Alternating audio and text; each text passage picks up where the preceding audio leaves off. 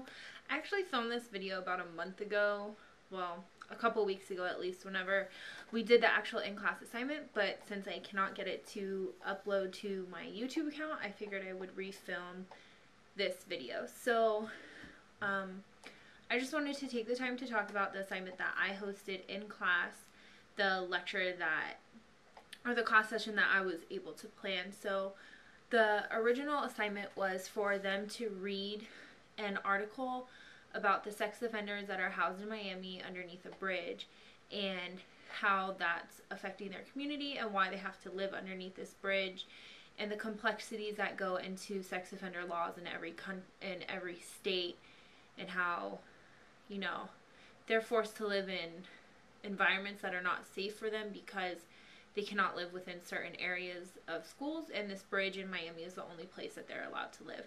So that was the premise of what they needed to read for the class, and Dr. Reed and I had met before this class period to discuss what I thought would be a good class session.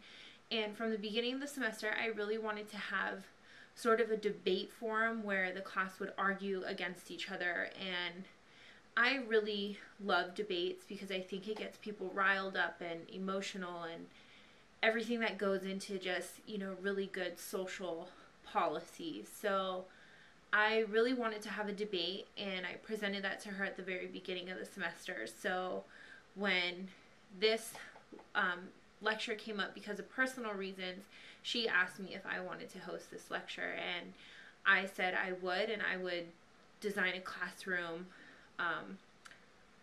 you know, a class day for them to participate in. So when her and I met and talked about it, we decided that we would present the students with the article. They would all read this article at home for a homework assignment. When they came into the classroom, the chairs would be facing against each other. They would get to decide which side of the classroom they sat on, so pretty much who was going to be in their group. They mostly all stayed within where they normally sit, just their chairs facing each other. So it was just the people who normally sit around them. And then we were going to assign them which side they were going to take. So either pro sex offender or pro community side. And based on whichever side they had, they were given additional readings in class, each person in the group, and it ended up being 11 and 11, plus Dr. Reed on one side and me on the other side, where we were going to host the students and encourage the discussions and, you know, see where their point of view went. So she took the pro community side and I took the pro sex offender side, and I chose it particularly because I thought it would be hard for the students that I assigned the pro sex offender, because they did not want that section. When they first came into class, they were like, well, we don't want the stupid side. And because of my family, I understand sex offender laws and how they can be kind of backwards at times. Well, that's my personal opinion. So it was kind of easy for me to just pick the pro sex offender side to host that for them.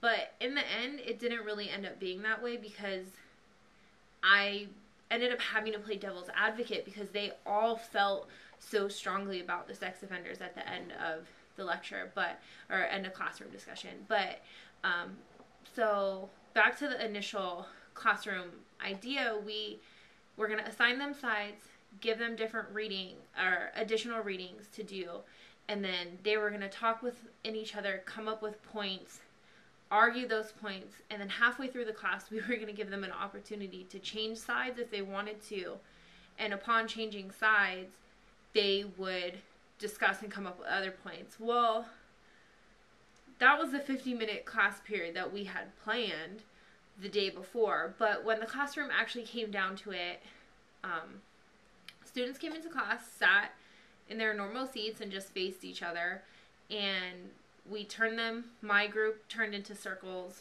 Dr. Reed's group kind of gathered on their side of the room, and it was just astounding to me that by the end of the class period, nobody from the sex offender, the pro sex offender side, wanted to change. They all, at the very beginning of class, said, we don't want that side, we want the pro community because that's the obvious choice. Well, among the 12 students, you know, everyone agreed that on policies and how sex offenders were mistreated. And at least from my side, I can't speak specifically on the students who had the pro community side because I wasn't in the discussion with them, but the students that I had all wanted to stick with their side. Nobody wanted to change. And we ended up going over, like, halfway through the class.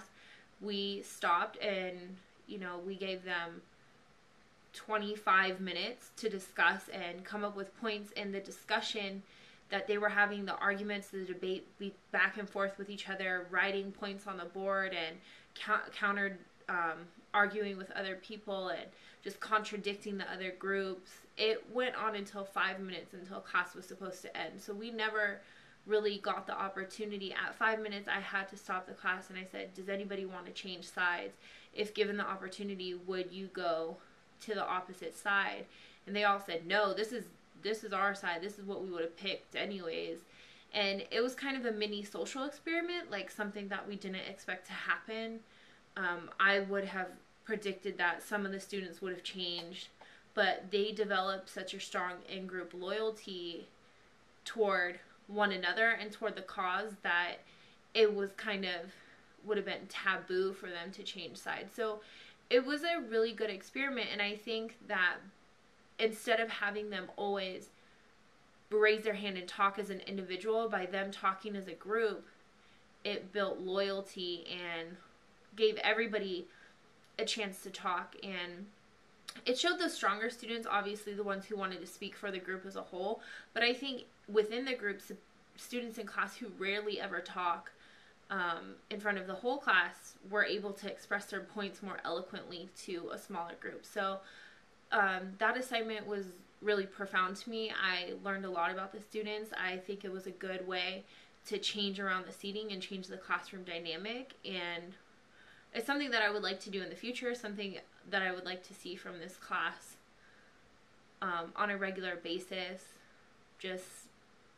It was a good experiment. I liked it. It wasn't initially intended to be a social experiment, but oftentimes when teaching or leading lectures, things that you don't expect to happen do, and they're quite surprising. So I was happy with that.